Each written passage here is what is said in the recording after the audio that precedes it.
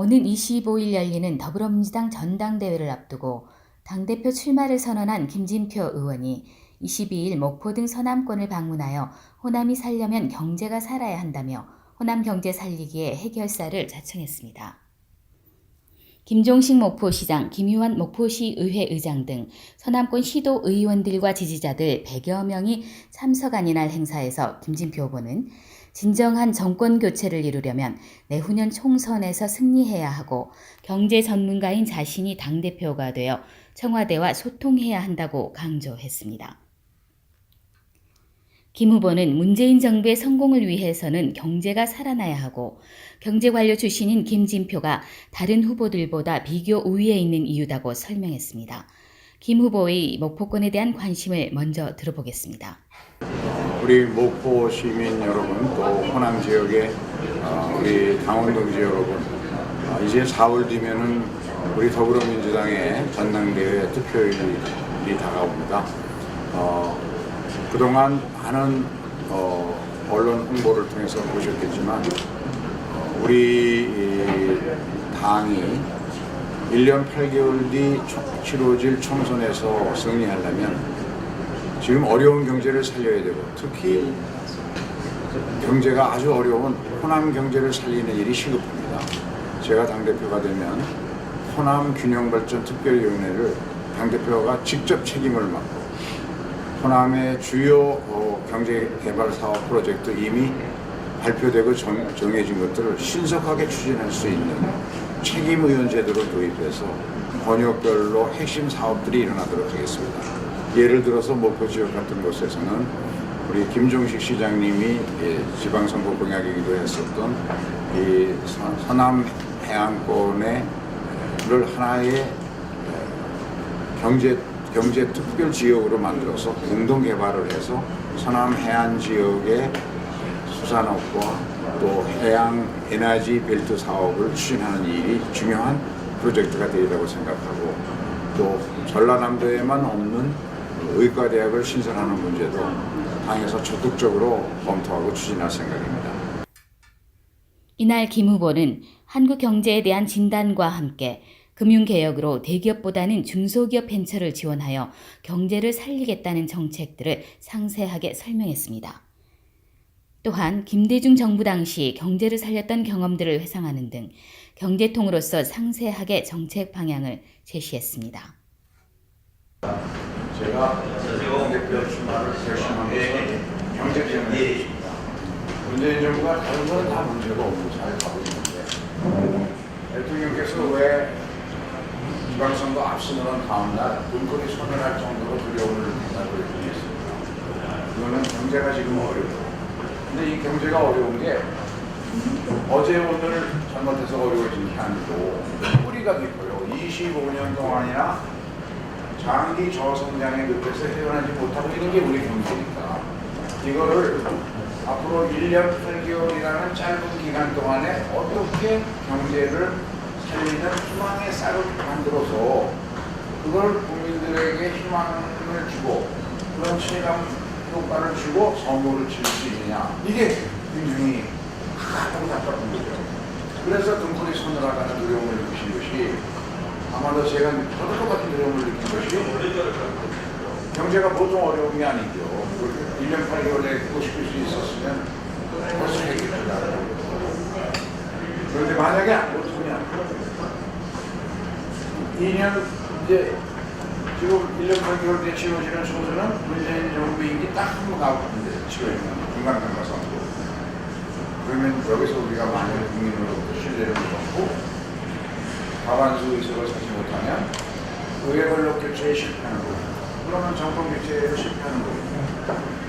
그러면 잘못하면 노무현 정부 후반기에 그 실패의 악몽을 느끼는 거가 이런 두려움이 있는 거죠.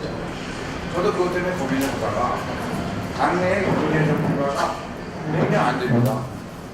지금 우리 당내에 경제부터 전문가를 지낸 여야 국회의원은 둘밖에 안 남았어요. 정세균 전 의장님, 저는 여기도 정리되고 정세균 의장님은 반대입니다. 그래서 경제 전문가가 몇 있지도 않고, 또 저는 문재인 정부 국정운영 5개년 계획을 100대가지를 만들자. 저는 어차피 나는 문재인 정부가 운영 공동체다. 망설일 게 아니라 모두를 넘겨서라도 1년 8개월 뒤에 있을 수 있는 우리 당의 위기, 이것을 사전에 경제를 살리는 희망의 삶을 만들어서 해보겠다. 그런 각오를 가지고 출마를 결심했습니다. 우리 경제가 지금 이렇게 어려워진 것은 80년대 말로 끝냈어야 할 재벌 중심의 성장 정책을 너무 오래 끌고 와서 그렇습니다. 우리나라 일종 산업을 재벌들이 다 죽어서 경쟁력으로 해가지고 지난 20년간 우리나라 일종 시장은 전부 재벌이 다 먹고 있습니다. 모든 도매상, 소매상 옛날에 있던 거 다 없어지고 전통시장 다 망가지고 상권은 전부 대형 마트가 전부 다 넘어가지 않았습니다. 거기에 이런 커피 체인, 치킨 체인, 제육가전 체인까지 모두 다 재벌이 점령해 버리다 보니까 그거를 하던 중소기업, 소상공인 전부 몰락하고 골목 상권으로 쫓겨나고 그 과정이 양극화가 세계 금융기관들이 추계해 보면 지난 20년간 세계에서 가장 빠르게 일어난 나라가 대한민국입니다. 이거는 우리 진보 정권의 잘못이 있습니다. 우리가 정치를 잘했더라면 김대중 정부, 노무현 정부 탄생시켰으니까 노무현 정부가 잘해서 또 진보 정권을 탄생시켜서 우리는 계속 중소벤처기업을 살리는 정책을 갖고 있는데 40년의 경제 고속성장 과정에서 만들어진 재벌 그룹의 좋은 보수예요. 재벌 엘리트들이 돈을 가지고 거기에 아주 엘리트, 우리 사회 최고 엘리트라는 관료, 그 다음에 금융기관, 언론기관의 엘리트들이 전부 재벌의 품 안에 들어가게 되죠. 특히 언론시장의 90% 이상의 광고시장을 재벌이 독점하니까 그 힘이 너무 세가지고 김대중, 노무현 두 분 대통령도 정치는 바꿨지만 경제는 계속 재벌이 움직이는 세상이 되니까 근본적으로 바뀌는 게 없는 거죠. 그런데 문재인 정부는 이걸 바꿀 힘이 생겼습니다. 왜냐하면 지난 25년간의 그 경기 장기 저성장의 그늘 속에서 국민들이 전부 이게 뭔가 잘못되고 있다. 우리나라가 이런 나라가 아닌데 어떻게 성장이 저렇게 계속 침체되냐. 거기에 따르는 나라에 대한 불안, 자신의 미래에 대한 불안, 나이 55만 되면 직장에서 대부분 등짐을 쫓겨나는데 노후 생활의 준비는 개인적으로도 안 돼 있고 나라도 해주고 자기 자식은 키우느라고 죽을 도살도 키워나는데 취업도 대부분 다 안 되고 자식들에 대한 불안 이런 것들이 겹쳐지면서 거기에 최순실, 박근혜, 국정농단 사건까지 겹쳐지니까 이 불안과 분노가 폭발하는 촛불 시민의 강력한 지지를 받고 이게 나라냐, 나라를 나라답게 만들어라 해서 만들어진 게 문재인 정부라. 문재인 정부는 우리 경제를 주도하는 세력을 재벌에서 중소벤처로 바꿀 뒷받침할 힘이 있는 정부라. 이 시기에 바꿔야 됩니다. 이것을 대통령과 저는 오랜 토론을 거쳐서 전문가들과 함께 완전 합의를 해서 그런 계획을 국정 5개년 계획에 만들어서 중소벤처 창업을 부르기 위해서는 금융이 문제니까 금융을 개혁하자 하는 것으로 계획을 만들어 놨는데 90년대 이후에 외환위기를 맞아가지고 재벌들이 절반이 무너졌지 않습니까? 그때 제가 김대중 대통령의 명을 받고 재경부의 은행보험국장으로서 30대 재벌 중에 16개를 재신으로 정리하는 재벌 개혁을 했습니다. 또 그 여파로 금융기관 8개를 4개로 통합하는 그 금융개혁을 했고 김대중 대통령님이 이 재벌개혁과 금융개혁을 철저하고 신속하게 했기 때문에 IMF 위기를 줄기에 극복하고 2000년, 1, 2, 3년 그 IT 창업 열풍을 만들어낼 수 있었습니다. 그런데 그때 이후 우리 은행들은 겁이 나니까 왜냐하면 은행이 절반이 없어지지 않았습니다. 40만 명의 실업자가 금융급에서 생겼습니다. 그러니까 그때부터는 완전히 기업금융은 안 하고 가계금융 위주로 지금 은행을 영업하고 있습니다. 아파트 담보 잡고 담보 대출, 주택구입자금 대출하는 게 은행 전체 자산 운영의 3분의 2입니다. 3분의 1만 기업을 운영하니까 은행은 안전해졌고 탄탄해졌는데 기업이 죽을 맛이죠. 투자할 돈을 구하기가 힘든 거 아닙니까? 그런데다가 투자의 방법도 그러니까 기업에 대한 금융 지원의 방법도 담보 잡고 이자 꼬박꼬박 받는 이 융자 방법의 기업에 대한 지원금의 99.9%. 금융기관이 자기 위험 부담 하에 중소벤처기업에 유망한 기업에 주식을 투자하는 투자는 1.2%밖에 안 돼요. 미국은 투자가 60%가 넘죠. 그래서 금융을 개혁해야 한다. 개혁의 방향은 융자에서 투자다. 가계금융에서 기업금융으로. 이것이 금융개혁의 방향이고 그런 것들이 국정화제에 들어가 있는데 금융의 벽과 군대다가 관료들이 의지가 부족해서 그런지 제대로 추진이 안 돼서 문 대통령이 5월, 6월 두 달에 거쳐서 여러 차례 국무회의에서 내각에다 질책을 하셨습니다. 왜 금융개혁이 이렇게 더디냐? 왜 혁신성장이 이렇게 느리냐? 왜 벤처 창업 열풍이 안 일어나냐? 하다가 저한테까지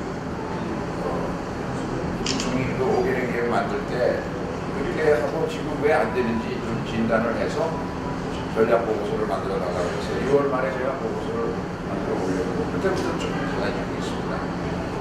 지난주에 아까 보니까 대통령께서 경기를 빨리 살려야 되니까 안 되니까 인터넷 전문 은행을 IT 기업들이 투자해서 만들어서 금융개혁에 새로운 바람을 불어일으키도록 국회 보고 규제 완화 입법을 해달라고 대국민 공개 규제를 들어주죠. 그래서 이제 제가 당대표가 되면은 그 경제 살리는 길은 딱 그거 하나뿐이니까 청와대와 당은 완전히 의견 합치를 보고 있습니다.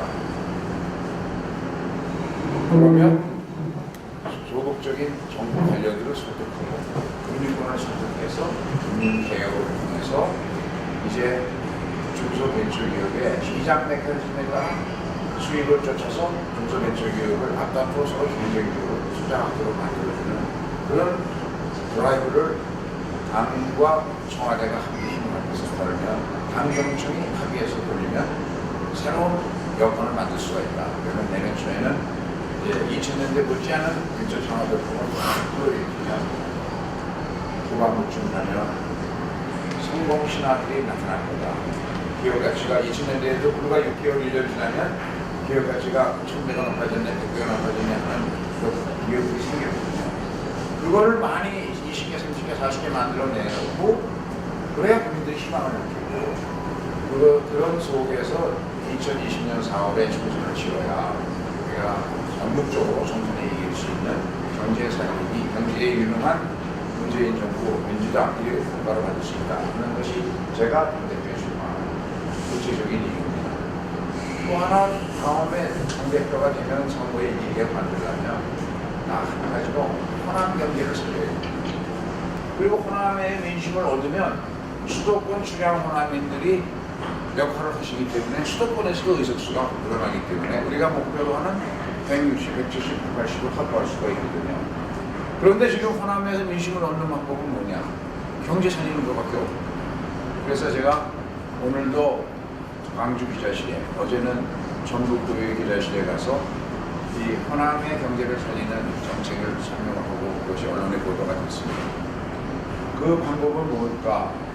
지난 문재인 정부 출범 때 만든 그 모기능 계획 속에 각 도시마다 두세 개 정도의 그 도시에 맞는 프로젝트를 다 받아서 문재인 대통령의 대선 공약으로 발표한 것들이 전부 있습니다. 전부 합하면 호남권 전체에 21개 되는데 이것을 현재 5명의 호남권 국회의원이 감당이 불가능합니다.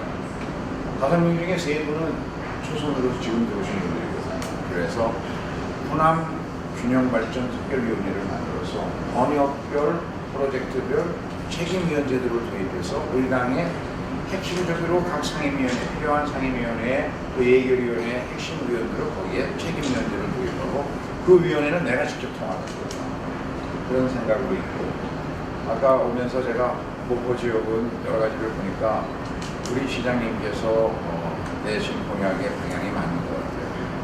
이 목포를 중심으로 서남 해안이 인구가 작은 군 단위로 잘게 쪼개진 한정구역의 도시들이 진도, 완도 포함해서 쭉 해서 6개, 7개가 있는데 이걸 각각 따로 찢어진 그런 전략으로는 투자해도 별 효과도 안 나오고 그래서 이걸 하나의 경제 파업으로 묶어서 개발하는 그 방법을 저는 옳다고 생각합니다. 그래서 제가 당대표가 되면 호남 균형발전 특위의 이 서남해안 일팀은 우리 시장님 또 김영국 지사님 오전에도 두 번이나 저를 통화했습니다. 같이 협의해서 구체적인 프로젝트를 정하고 거기에 대한 예산 재정 지원을 확실히 뒷받침하도록 하겠습니다. 또 한 가지 오랜 전남의 수건 사업이 제가 아까 총장님 잘 나오셨다 그랬는데 이게 대학병원이 하나 없어요. 전남에만 유일하게 없습니다. 제가 교육부총리할 때 약속을 했어요. 그때 전남대학하고 순천대학하고를 통합을 하면서 순천대학에 그 대신 대학병원을 만들어 주겠다고 약속을 했는데 제가 조금 더 했어야 그걸 약속을 지키는데 해가지고 왔더니 그게 뭐가 좀 그 순천대학과 전남대학 간에도 무슨 갈등이 생기고 순천대학, 전남대학에서 못 온다는 거예요, 광주에서. 그래서 그 의대가 결국은 파손으로 갔죠. 일부가. 근데 병원만 파손으로 갔잖아요. 근데 하여간 여기 만들어야 되는데 우리 김종식 시장님은 생각이 목포대학의 의대를 만들었으면 좋겠다. 인구나 삶의 질이 향상되는데 의사 수가 되게 부족한데 전남 지역 특히 부족한데 그것도 굉장히 시급한 변화 사업에서 이것도 당에서 관심을 가지고 시장님, 지사님과 의논해가면서 김현욱 지사도 같은 걱정을 하고 함께 추진하도록 하겠습니다. 네, 제 말씀은 우선 여기서